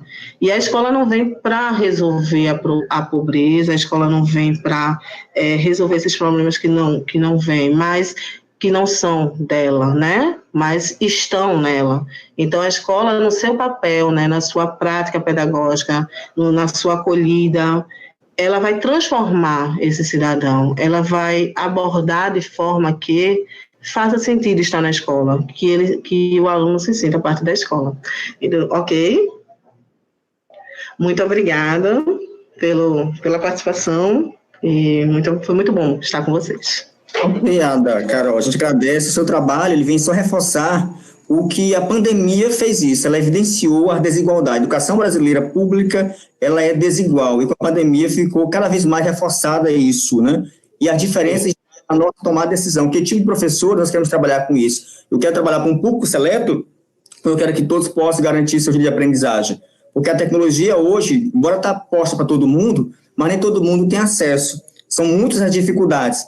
E aí cabe nós compreender esse processo para poder construir um conhecimento que chegue a todos, ou que pelo menos garanta que todos possam aprender no seu tempo e no seu ritmo, porque de fato o processo de escolarização brasileira é desigual. Daqui a pouco eu vou abrir espaço mais a Lidiane e o Diego para discussões, porque agora eu vou para o próximo trabalho, que nós somos os dois últimos, que é da educação de jovens e adultos. Obrigado, Ada. Vamos agora para o trabalho das ideias com a Ângela, para a gente poder fazer essa discussão, abrir o espaço para o debate. E aí, os dois trabalhos seguintes, a do Oséias e a Ângela, vão tratar da educação de jovens e adultos. E aí, o primeiro trabalho deles vai ser justamente esse, vai tratar sobre a prática docente da educação de jovens e adultos e um processo de juvenilização, dificuldades e desafios. A Ângela Menezes e Oséias Lima, vocês têm 10 minutos. Boa noite e boa apresentação. Boa noite. Boa noite, Oséias. Pode conduzir a apresentação. Tudo bem. Queria dizer que foi interessante, porque a princípio o evento ele abriu só para as áreas que o IFMA aberto, né, mas aí eu acabei submetendo o trabalho e foi aberto para as outras licenciaturas. As outras não, as licenciaturas. E isso é interessante, permitir que nós possamos trazer as discussões para que nós aperfeiçoemos nossas práticas, certo? O nosso tema é a prática docente da educação de jovens e adultos e o processo de juvenilização, dificuldades e desafios. O processo de juvenilização na EJA não é um processo, um fenômeno atípico. No entanto, a prática docente ela acaba sendo encontrando dificuldades porque os professores têm uma dificuldade de resolver exercícios que acontecem corriqueiramente. O nosso problema, quais as práticas pedagógicas utilizadas pelos professores com a juvenilização na EJA? Pode passar. Objetivo geral, analisar as práticas pedagógicas para o aprendizagem igualitária na EJA e como objetivos específicos, identificar as dificuldades enfrentadas pelos professores em detrimento de seus métodos pedagógicos, traçar o perfil de jovens e adultos desta modalidade e discutir estratégias e métodos que favoreçam o perfil desse aluno. Pode passar. A metodologia.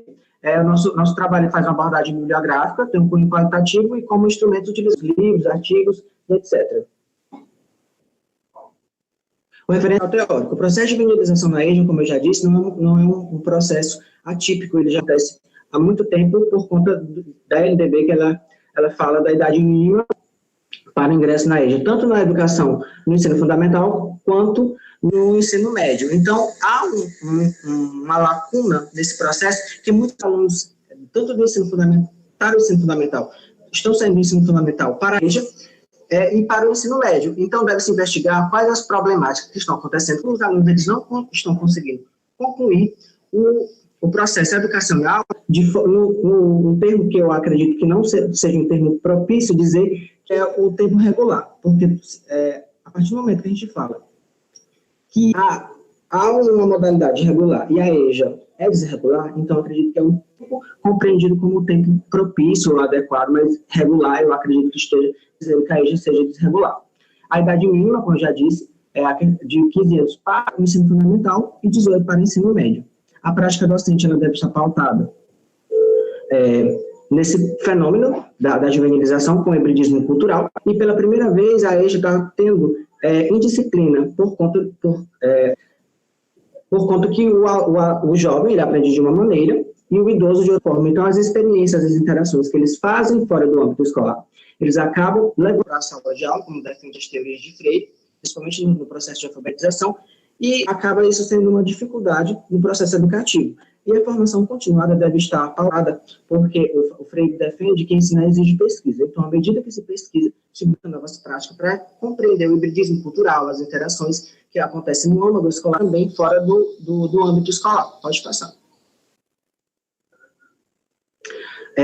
A organização do trabalho pedagógico na educação de jovens e adultos deve valorizar os interesses individuais e o ritmo de aprendizagem dos educandos e considerar saberes por eles adquiridos, na informalidade de suas experiências cotidianas. A ação educativa deve ser comprometida com a metodologia de ensino que favoreça a relação ação, reflexão, ação, porque à medida que o professor ele desenvolve uma prática pedagógica, ele reflete sobre aquela prática, ele tem uma nova ação. A partir disso, teve uma colega que falou sobre a formação continuada, que ela falou do ensino de matemática, que não se ensina matemática, parte dos métodos da matemática.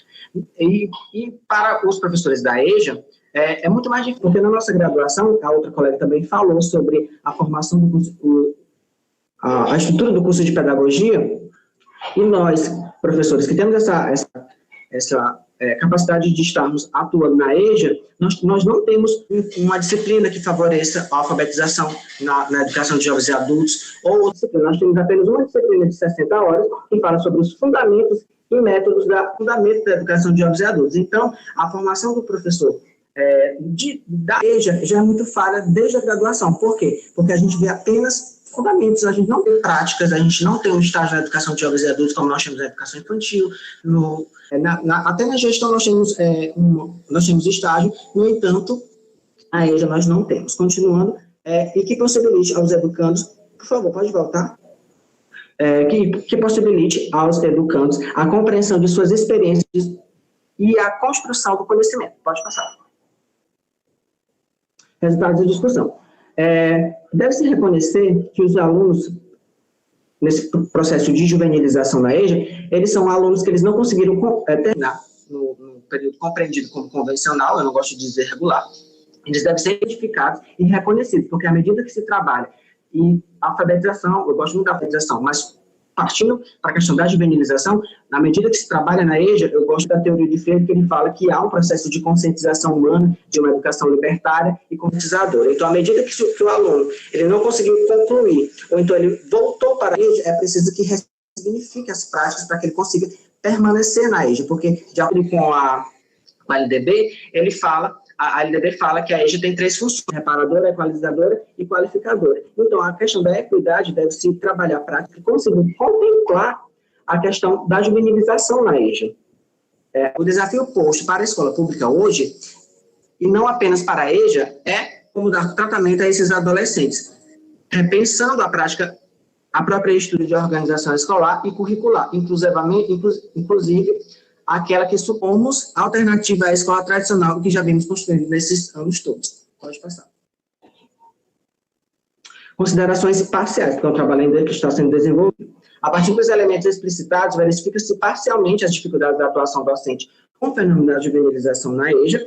Quando ao perfil do alunado, elucida-se que há entre esses alunos diferentes semelhanças que devem ser consideradas. As semelhanças são alunos que eles não conseguiram concluir no idade séria, compreendido como convencional, mas a partir dessas semelhanças, há também a diferença, a questão da idade, do hibridismo cultural, das interações, são jovens que usam a tecnologia, e isso acaba fomentando, estimulando que os professores eles possam estar capacitados e busquem a formação continuada, que é algo que nós estamos trabalhando hoje com muita ênfase, e é necessário que o professor ele compreenda a educação na pós-modernidade.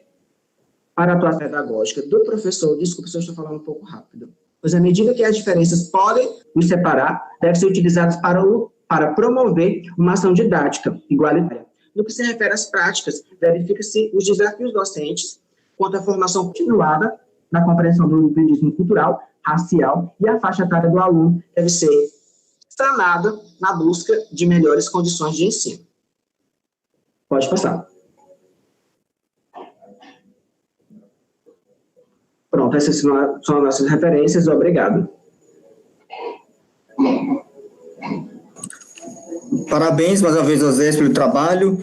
Lembrando dos participantes que lá no chat tem alguns questionamentos, já vou abrir debate. Mais um trabalho do Osés para apresentar, e ao final desse trabalho do Osés, a gente vai abrir para o debate, porque lá tem comentários, tem elogio, tem destaque, tem questionamentos. A gente abre um grande debate com os participantes, com os avaliadores, com os professores, orientadores e com os autores dos trabalhos. O Osés vai trazer um trabalho de autoria dele, que vai um trabalho já concluído, que vai tratar sobre a formação continuada dos professores, alfabetizadores de jovens e adultos, desafios e possibilidades. Osés, vamos ser bem breve para a gente entrar no debate, já vai dar 10 horas, viu, Osés? Tudo bem. Então, debate. Ok. A formação continuada dos professores alfabetizadores na educação de jovens e adultos, desafios e possibilidades. Pode passar. Pode passar. Nós temos como objetivo discutir as principais dificuldades da formação docente da EJA em contexto de alfabetização e, como específicos, elencar as práticas alfabetizadoras da EJA, caracterizar o perfil do professor alfabetizador e analisar como está relacionada a formação continuada ao desempenho dos educantes, porque é crucial, nesse momento que nós disputamos a prática, a formação continuada, com o desempenho do aluno, porque na EJA, a partir das palavras geradoras, da educação libertária e da conscientização humana, que eu falei no trabalho anterior, nós podemos fazer uma analogia entre um professor que ele não busca novas práticas e um que busca. Então, nós vemos o desempenho de forma diferenciada. Pode passar. A metodologia mesma do outro é uma abordagem bibliográfica de cunho qualitativo, né, e com o embasamento para a fundamentação dos dados, nós utilizamos livros, artigos, revistas, etc. Tornar-se um professor alfabetizador na EJA. É preciso, inclusive já foi falado hoje, a questão do discernimento. Alfabetizar é um processo de comparação, é um processo de diferenciar e assimilação. É isso que eu quero dizer.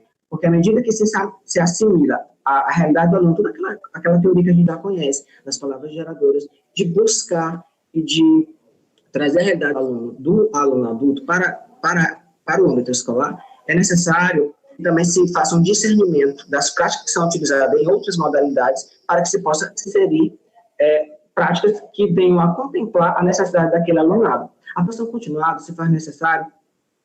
Pode passar que tem uma situação que compõe isso que eu quero falar. Não há ensino sem pesquisa e pesquisa sem ensino. Esses que fazem isso, que se encontram um corpo do outro, enquanto o ensino continua buscando, reprocurando. Ensino porque busco, porque indaguei, porque indago e me indago. Pesquiso para constatar, constatando. Intervenho, educo e me educo. Volte. Então, quando fala da formação continuada, é preciso buscar, porque à medida que eu me indago, que eu faço que eu avalio os meus alunos, é também necessário que eu faça uma autoavaliação. É interessante que o professor, ele sempre se pergunte, quando os alunos, foi questionado em uma palestra sobre a questão da avaliação. Uma garota perguntou como, vendo um aluno adulto que não conseguia ter uma nota suficiente, como seria o processo de avaliação? Ela teria pena dele e daria uma nota máxima. E foi respondido de forma muito clara que, à medida que o aluno não conseguiu tirar aquela nota, o professor deveria buscar alternativas para que pudesse sanar aquelas dificuldades e fragilidades do processo educativo que não contemplava o aluno. A consciência do ser inacabado. Porque, à medida que o professor ele indaga, ele também se indaga. A consciência de ser inacabada é sempre buscar novas possibilidades para que possa se incrementar na prática educativa. O diálogo e as palavras geradoras. Estou sendo um pouco acelerado por conta do tempo. Pode passar. Também. A formação docente não é única, resultados de discussão, mas acontece permanentemente. As reflexões críticas sobre a prática também devem acontecer à medida que amplia a formação. É pensando criticamente a prática de hoje ou de ontem que pode melhorar a próxima prática. Pode passar.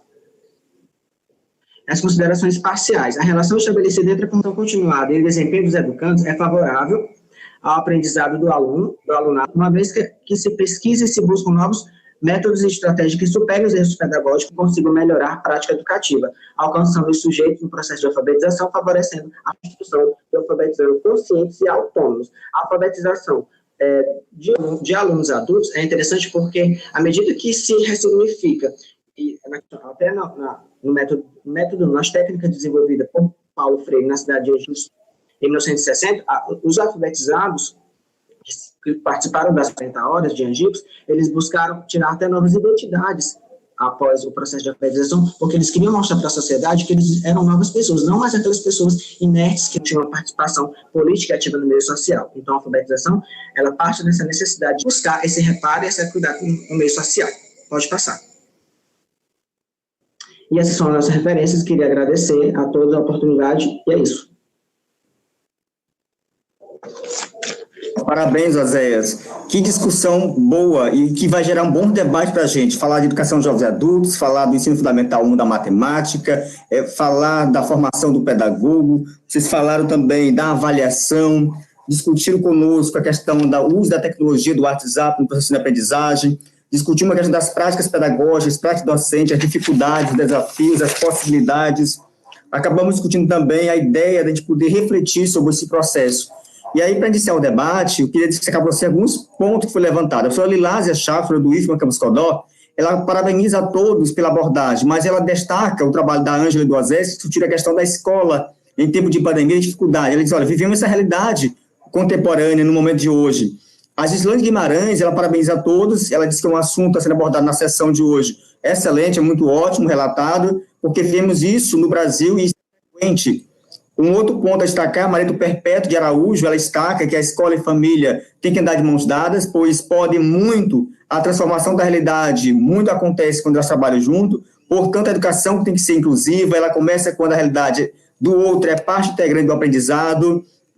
E aí vamos para os questionamentos. Antes de eu falar dos questionamentos, para provocar vocês, eu queria ouvir rapidão, de forma bem genérica, os nossos avaliadores que passaram conosco, porque a professora Kézia avaliou esse trabalho, o professor Diego Cândido avaliou esse trabalho, a professora Lidiane, a professora Claudilena, que está conosco, também ela fez a avaliação, e de forma bem breve, eu queria ouvir vocês para poder abrir o debate para os nossos participantes, que a discussão está muito boa, os questionamentos. Professora Claudilena, professora Kézia, professora Lidiane, professor Diego, foi levantado o questionamento desses desafios nossos, né? E aí colocaram para nós, para poder discutir, que ao vocês avaliar esse trabalho, logo o Kevin, ele pergunta se a formação do professor na graduação, ela é comprometida, ela é falha, qual é o impacto que vai ter isso no aprendizado dos alunos? Boa noite. É para nós que vamos responder ou são os alunos? Vocês querem que vocês façam de modo geral, o parecer de vocês de modo geral, porque para os alunos, aí, ó, esse aí é um, vou fazer logo o outro, Claudilena, eles se preparam para responder na sequência. O outro questionamento é do Elton Mota, ele diz assim, formação continuada e a mesma coisa que encontro pedagógico para planejamento de aula, é outro questionamento que fica. O outro é, na educação de jovens e adultos, como ensinar o adulto e o idoso a aprender se eu sou professor do ensino regular? E que medida eu tenho que tomar para eu não confundir a minha maneira de ensinar à tarde com as crianças e à noite fazer a mesma coisa? Então, se você pensar aí, daqui a pouco os participantes respondem. Vamos agora para vocês, avaliadores, o parecer de vocês dessas 8 temáticas que foram abordadas hoje.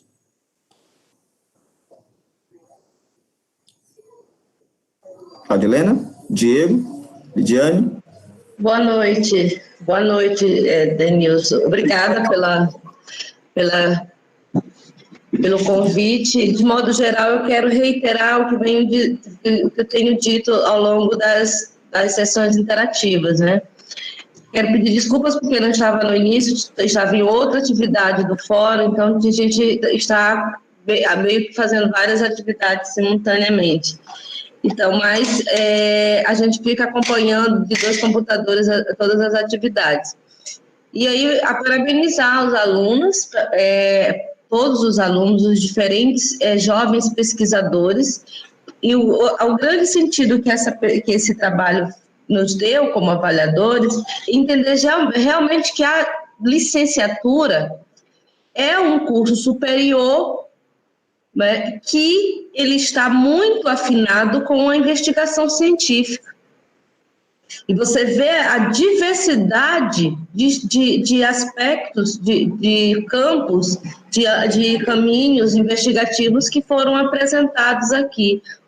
Muitos contemporâneos, né, muitos atuais, outros que retomam problemas que continuam ainda persistindo e que são necessários ser discutidos. Porque se eles já tivessem sido resolvidos, não teríamos mais necessidade de estar discutindo, apenas retomando. Então, eu quero parabenizar todos, né, pelo trabalho. Obrigado, professora Cláudia. Professora Kézia, você avaliou 2 trabalhos conosco nessa rodada. Seu parecer, professora Kézia? Oi, boa noite. Boa noite, professora Kézia. Eu tive um problema técnico, meu computador desligou, precisei reiniciar.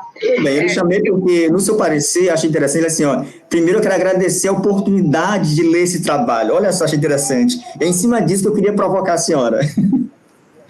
Então, são trabalhos lindos, né, de grande importância, se a gente avaliar os desafios que a educação está enfrentando nos últimos dias. O trabalho da Ada traz essa relevância, né, da escola. Ela apresenta a escola não só como um ambiente que vai se passar o conhecimento ao aluno, mas traz a ideia de uma escola acolhedora, que entende o aluno em todo o seu contexto, trazendo esse debate entre a pobreza e a escola, né? A gente já vive num contexto de desigualdades sociais bastante profundas, se a gente considerar o nosso país, né? E ela traz essa discussão e apresenta uma denúncia importante no fato de que a gente não pode considerar isso normal, né? Porque a Covid, ela trouxe à tona a força e o aprofundamento dessas desigualdades sociais, mas trazendo até novas ferramentas de educação, como a EAD, né? E quando a gente vai para o âmbito da EAD, a gente percebe que as desigualdades são mais profundas ainda, né? Desses alunos terem acesso a essas ferramentas tecnológicas. Ela apresenta a importância da relação da família, né? De avaliarmos o aluno dentro do seu âmbito familiar. Por exemplo, durante a EAD, os pais são aqueles que vão dar suporte a muitas crianças e adolescentes. E qual a escolaridade desses pais? Eles têm condições de dar esse suporte? Esses jovens, eles têm essa condição de aprendizado, né? E diante de todas as dificuldades. Então, esse novo olhar da escola como um ambiente acolhedor que impulsiona o aluno a buscar a sua cidadania, que é negada diante da sociedade totalmente desigual, é lindo, né? Seu trabalho é lindo, Ada. Eu fiquei encantada mesmo, porque no contexto que a gente vive é de muita importância nós, como docentes, vermos a escola a partir desse olhar de acolher o aluno na sua realidade. O outro trabalho referente à educação de jovens e adultos traz esse desafio, né, que a gente tem em sala de aula quem trabalha com EAD, o processo da juvenização do EJA, né? E isso, o aluno ele traz uma discussão apontando que pode se criar um ambiente de disputa dentro da própria educação de jovens e adultos, né? Porque são públicos diferenciados. Nós temos senhores de 60 anos e muitos jovens já tomando esse espaço de ambiente da EAD. Então, como a nossa prática pedagógica pode melhorar para uniformizar a educação, que todos esses públicos eles possam abarcar de forma igual esse conhecimento que é repassado, né? E diante desses desafios que são colocados na EJA, e principalmente no processo de juvenização, que tem ocorrido e que tem preocupado, há bastante trabalhos que já discutem esse acontecimento que é perceptível em todas as regiões, se a gente perceber a juvenização e os desafios que vêm a partir daí. Então, eu finalizo agradecendo aos alunos, aos professores, toda a equipe do evento, pela oportunidade de conhecer e aprender, né? O mais importante disso é que a gente vai sempre aprendendo e trazendo novos olhares do que a gente às vezes não vê. O aluno sempre traz um novo olhar, a gente sempre é enriquecido com alguma coisa. Eu desejo muito sucesso com os trabalhos desenvolvidos, agradeço mesmo de coração pela oportunidade. Professora Kézia, a gente agradece. A gente até respondeu, o professor Lidiane, o professor Diego e eu, respondemos os e-mails deles, no parecer de vocês, disseram a gente, o parecer dos avaliadores, entendam uma coisa, na academia, na vida e na profissão, nós nunca perdemos, ou a gente ganha, ou nós aprendemos. E aqui vocês estão aprendendo a qualificar melhor o trabalho de vocês, que esse encaminhamento que estão dando parecer é para tornar melhor o trabalho de vocês. É nesse sentido. E é nesse sentido que eu quero ouvir o professor Diego. O professor Diego Cândido, ele avaliou o trabalho do WhatsApp, do Ismael e do Edson, do professor Márcio, e avaliou também os trabalhos da EJA e do Azéias. Professor Diego, de forma bem breve, o seu parecer. Tá, queria primeiramente parabenizar os trabalhos pela qualidade. Eu já consegui ter uma noção da qualidade dos trabalhos nesses pareceres aí que eu construí, né, como o professor Denilson falou, mas aqui durante a apresentação, pela qualidade das apresentações, pela segurança, pela firmeza, pelo domínio do conteúdo que está sendo apresentado e também pela riqueza das discussões, a gente percebe o quão envolvido que os autores e as autoras de cada um dos trabalhos estão efetivamente com essa pesquisa e a riqueza que é trazida aqui. É uma pena que a gente não tenha um tempo maior para poder aprofundar essas discussões, mas eu tenho certeza que tudo que foi trazido aqui durante essa nossa sessão interativa vai fomentar muitas reflexões, vai fomentar muitas novas perspectivas de se entender determinados problemas e determinadas situações que já estão presentes, assim como a própria professora Claudilena disse, né? Já estão presentes aqui na nossa própria discussão, nosso próprio pensamento, entendimento sobre o nosso fazer docente, mas que também não estão resolvidas. Exatamente por isso que elas continuam a ser problematizadas e continuam a ser trazidas. Eu tinha feito alguns apontamentos aqui em relação a algumas apresentações, eu vou ser o mais breve possível para poder não tomar o tempo de vocês. Eu queria falar um pouco sobre o posicionamento do professor Silvano, que eu achei muito interessante, ele começar a apresentação dele pontuando esse momento que a gente vive. Eu efetivamente acho que a gente não pode deslocar esse nosso evento, esse nosso esforço que a gente está fazendo aqui em construir conhecimento desse momento completamente antagônico a esse esforço, a essa inclinação. Então, eu queria parabenizar o professor Silvano pela clareza, pela lucidez e pelo posicionamento dele. Queria falar também um pouquinho sobre o trabalho da professora Marlene, desculpa, anotei aqui com a minha letra essa hora da noite e não consigo mais ler, em que ela fala sobre a LDBN. E eu achei muito interessante, também muito perspicaz da parte dela, ela tocar no ponto de trazer um pouco essa questão dialética da própria formação da LDBN, do ponto de vista, por um lado, de ser uma lei muito generosa, no sentido, foi batizada como a lei Darcy Ribeiro, então não poderia ser entendido de outra forma. É uma lei muito generosa do ponto de vista da formação, da construção da educação brasileira, mas que foi, em alguma medida, neoliberalizada. Ela foi instrumentalizada, em alguma medida, para poder atender a certos interesses que foram pontuados aí na apresentação da professora. Esses interesses mais tecnicistas, esses interesses mais voltados para a formação de profissionais no sentido meramente técnico. Não que a parte técnica seja uma coisa irrelevante, mas eu acho que o pensamento original, lá na cabeça do Darcy Ribeiro, dos formuladores da lei, é um pouco mais amplo no sentido de uma formação humana, holística, uma formação que fosse além da questão técnica.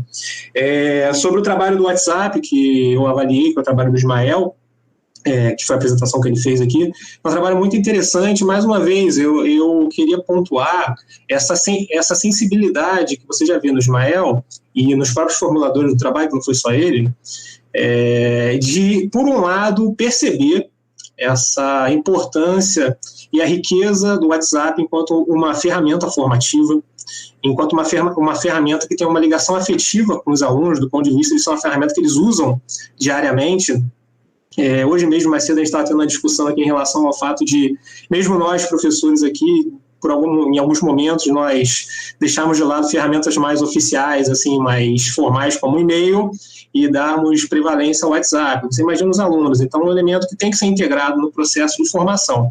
Mas, por outro lado, e aí que eu queria pontuar a riqueza aqui da contribuição do Ismael, ele também não romantiza a utilização do WhatsApp. Ele aponta determinados problemas, ele aponta que a utilização do WhatsApp, em alguma medida, também ela agrava certas desigualdades. Então, eu achei um trabalho muito interessante, muito rico, e queria pontuar essa perspicácia.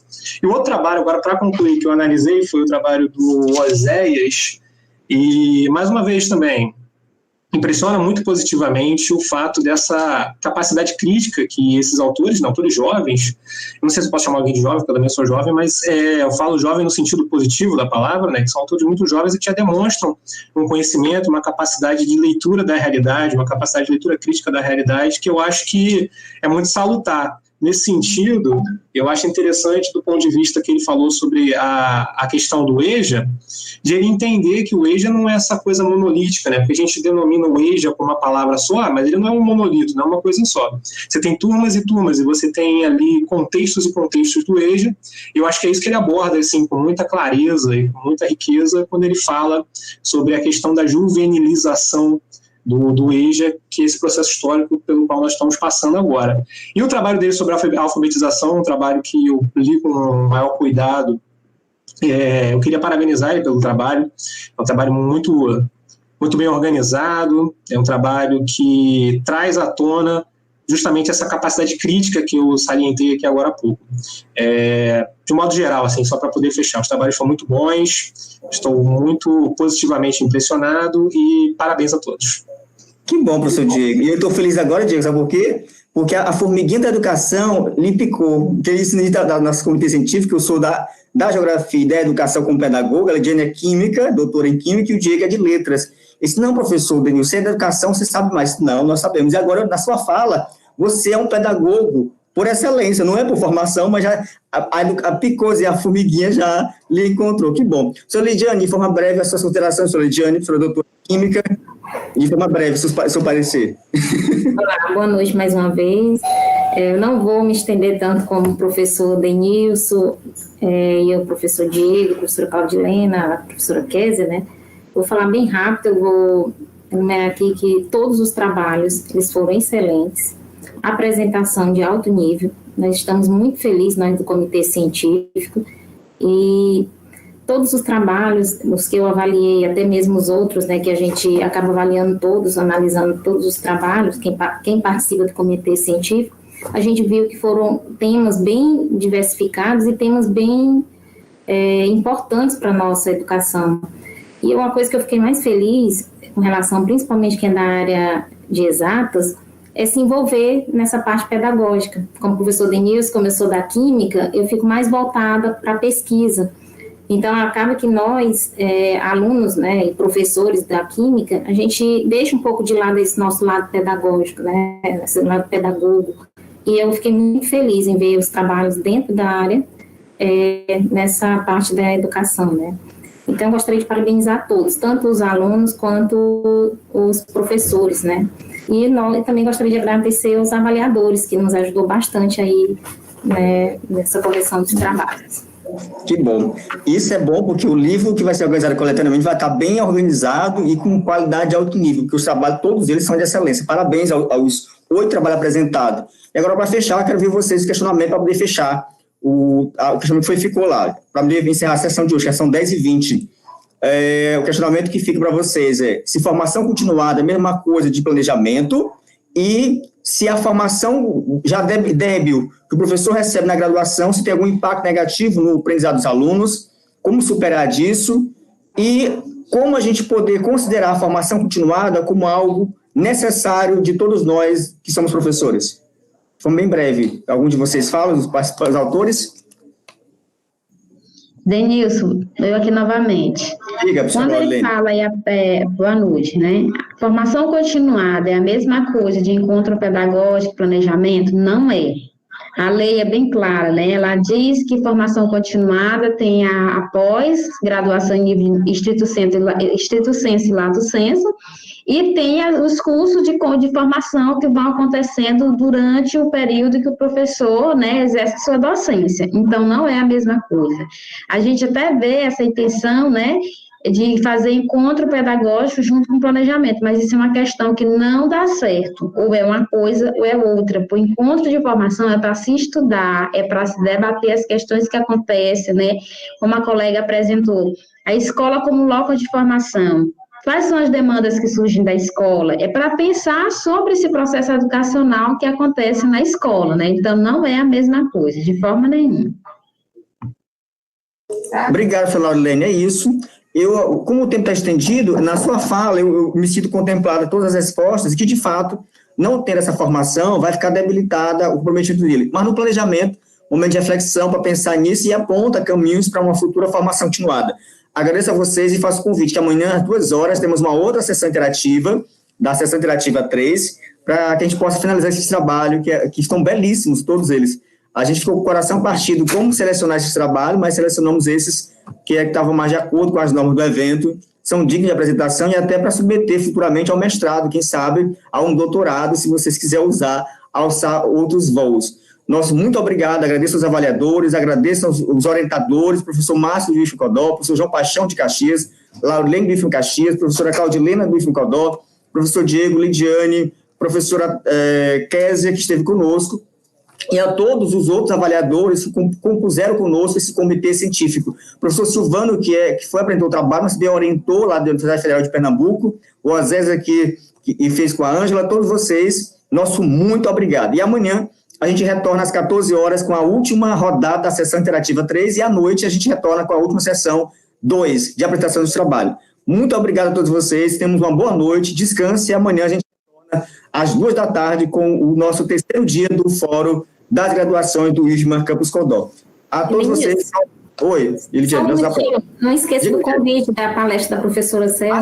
Olha pra gente, amanhã à noite, às 20 horas, a palestra da professora doutora Selma Garrido Pimenta, sobre saberes da docência, era previsto para 19 horas, então amanhã vai acontecer às 20 horas. A nossa sessão interativa 2, que aconteceria logo após, a gente vai iniciar às 18 horas, para que às 20 horas, pontualmente, a gente inicie a palestra da professora doutora Selma Garrido Pimenta, que vai discutir a respeito do saber da docência, a ressignificação das práticas nesse tempo de pandemia que vivemos hoje. É bem interessante, é uma palestra formidável. Convido vocês todos, e até para divulgar, quem teve que mudar o horário das 19 horas para as 20 horas, que houve um imprevisto com ela, mas está tudo organizado, tudo pensado, e ela está toda empolgada com a perspectiva de realizar essa palestra conosco via online, com todos nós. Então, amanhã às 20 horas, palestra com a professora doutora Selma Garrido Pimenta sobre os saberes da docência. E em razão disso, a nossa sessão interativa 2, que seria logo depois, vai ser antecipada para 18 horas. Vai dar tudo certo, graças a Deus, está nos ajudando e todos vocês contribuindo. Pessoal, tenham uma boa noite e até amanhã às 14 horas nas atividades do terceiro dia do Fórum das Graduações. Tá?